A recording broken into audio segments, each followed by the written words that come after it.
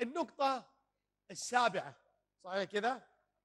أنا شاكر، شايف كثير من الإخوة قاعدين يدونون، جيد، يعطيكم العافية.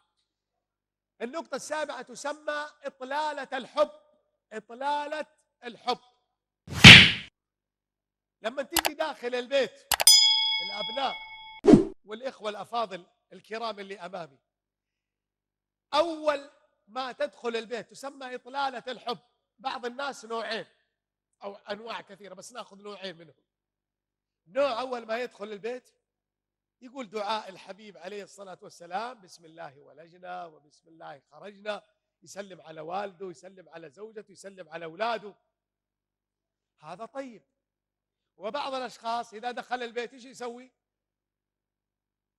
في نوع ثاني، يصيح.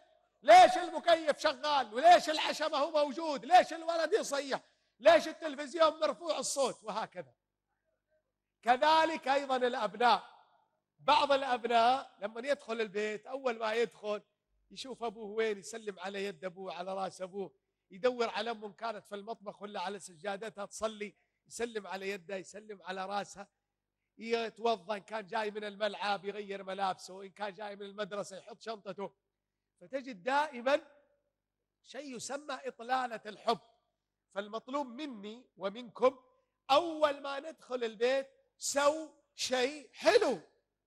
ولهذا أبغاكم اليوم الأبناء والإخوة الأكارم، أول ما تدخل البيت أنت دائما تفعل أشياء طيبة. أنا أقول الليلة لما ترجع إلى البيت سو حاجة جدا حلوة، إما بدعاء، إما بكلمة، إما بنشيد معين، إما بالسلام على أبنائك وبناتك، إما باللعب معهم إلى آخره. فدائما احفظ معي هذه القاعدة، تسمى إطلالة الحب. النقطة الثامنة تسمى خاتمة الحب. خاتمة الحب أو ختام الحب. إيش معنى الكلام هذا؟ وأنت خارج من البيت عند الباب، ما هي آخر معلومة تعطيها الأبناء أو البنات أو الأهل داخل البيت وأنت خارج الآن؟ ممكن تقول استودعكم الله في أمان الله. ممكن يقول الولد يا أمي تبغي شيء، أنا بروح الملعب أو بروح النادي أو بروح المدرسة أو بروح المسجد.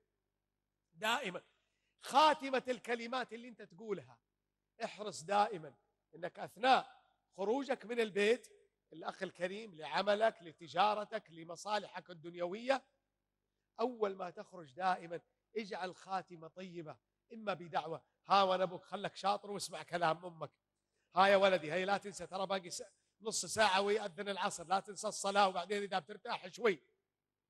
فدائما عود نفسك دائما أنك تكون من الأشخاص الذين يجعلون خاتمة حلوة وخاتمة طيبة دائما أثناء الخروج من البيت.